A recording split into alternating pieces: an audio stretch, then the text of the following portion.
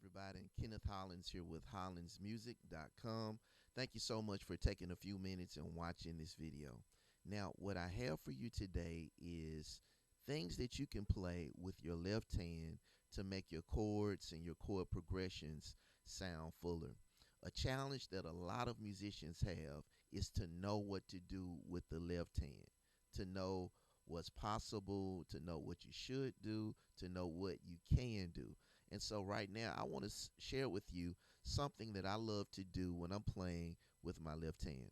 Okay? So let's take some chords, for example. We're going to take the C major chord. Now, of course, this is just a basic C major chord. Now, what a lot of musicians will do is play the root of the chord with the left hand, and that's fine. A lot of musicians will also play what's called an octave with the left hand, and that's fine. A lot of musicians will play what's called a perfect fifth, which is the 1 and the 5, and that's fine. I want to share with you something that I love to do that's called drop 2. So in other words, what we're going to do is we're going to take the C major chord and then invert it. So this is first inversion, and then invert it again. This is second inversion. Now, a drop 2 is when you take the next to the top note and lower it 1 octave. So the top note is E. The next to the top note is this C right here. And so we're going to bring it down 1 octave. And so this is what we're doing with the left hand.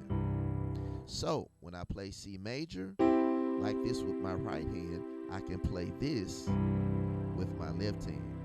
Notice it's a big difference from this and that.